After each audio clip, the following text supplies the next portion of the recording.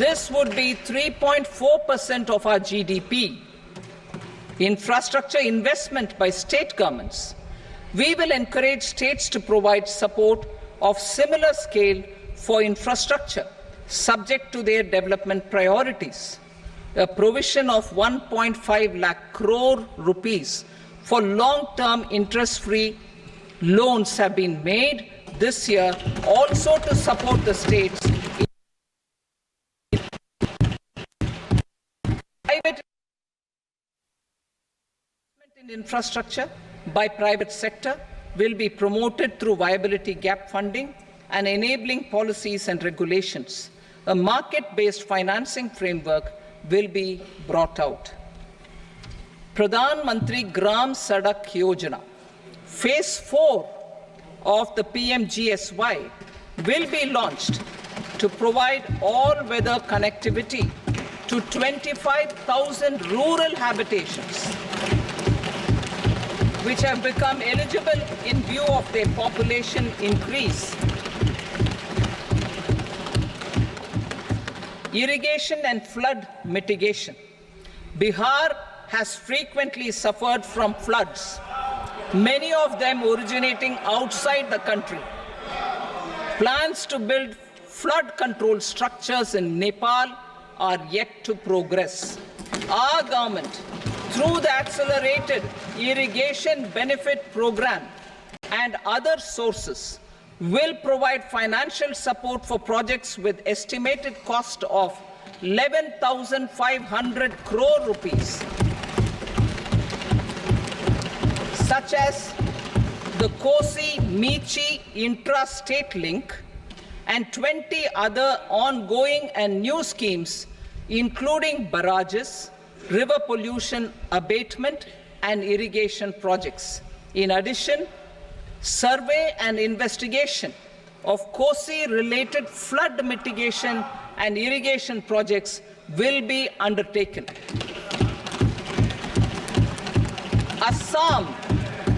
Assam grapples with floods every year by the Brahmaputra River and its tributaries originating outside India. We will provide assistance to Assam for flood management and related projects.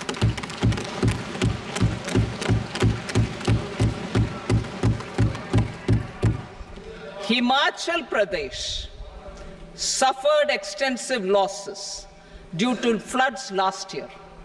Our government will provide assistance to the state for reconstruction and rehabilitation through multilateral development assistance.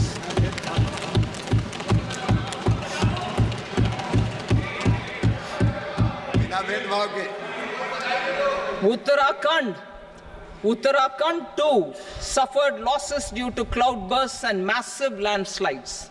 We will provide assistance to the state. Recently, Sikkim witnessed devastating flash floods and landslides that wreaked havoc across the state. Our government will provide assistance to the state. Tourism has always been a part of our civilization. Our efforts in positioning India as a global tourist destination will also create jobs, stimulate investments, and unlock economic opportunities for other sectors. In addition to the measures outlined in the interim budget, I propose the following measures. Vishnupad Temple at Gaya and Mahabodhi Temple at Bodh Gaya in Bihar are of immense spiritual significance.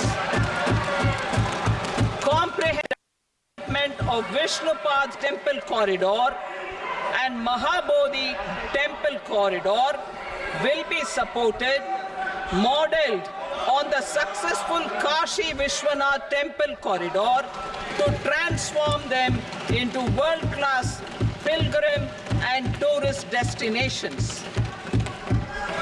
Rajgir holds immense religious significance for Hindus Buddhists and Jains. The 20th Tirthankara Muniswarata temple in the Jain temple complex is ancient. The Saptarishi or the 7 hot springs form a warm water Brahmkund that is sacred. A comprehensive development initiative for Rajgir will be undertaken. Our government will support the development of Nalanda as a tourist center, besides reviving Nalanda University to its glorious stature.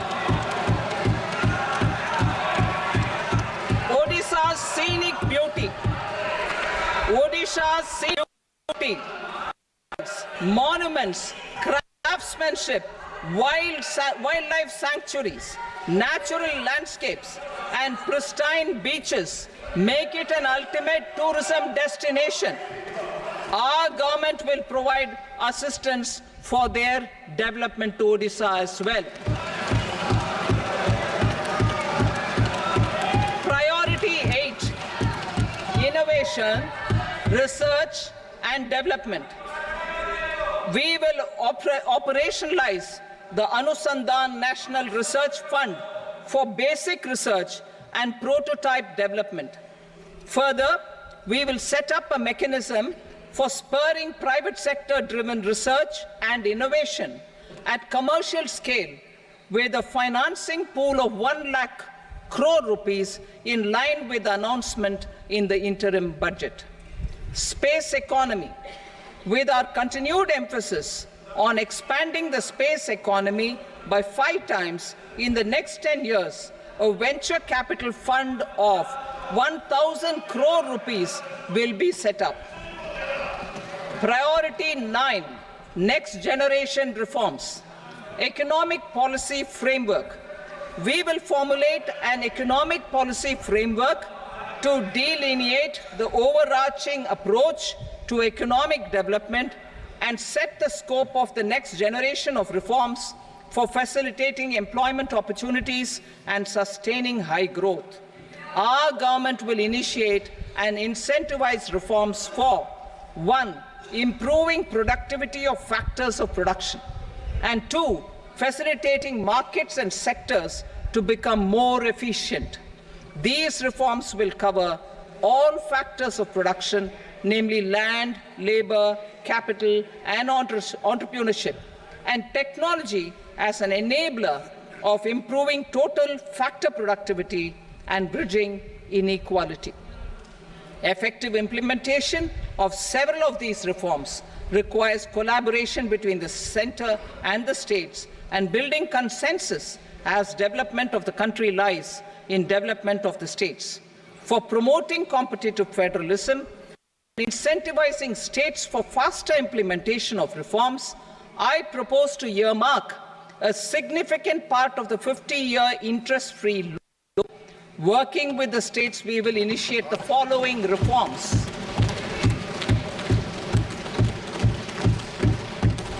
Land-related reforms and actions, both in the rural and urban areas, will cover land administration, will cover 1. Land administration, planning and management, and 2. Urban planning usage and building bylaws.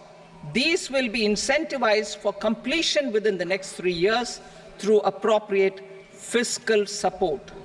Rural land-related actions. Rural land-related actions will include 1. Assignment of unique land parcel identification number, UL PIN, or Bhu Aadhaar for all lands. 2.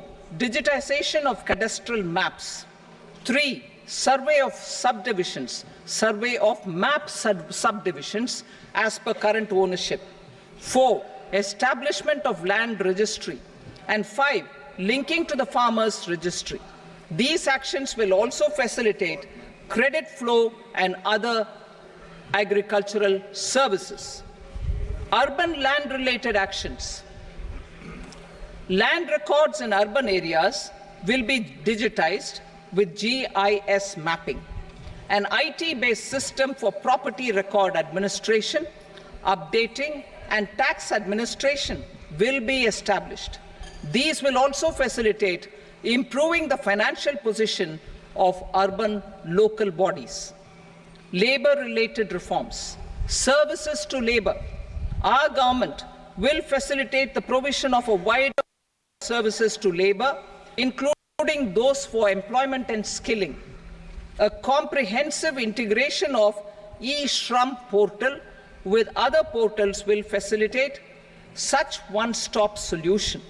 Open architecture databases for the rapidly changing labor market, skill requirements, and available job roles, and a mechanism to connect job aspirants with potential employers and skill providers will be covered in these services.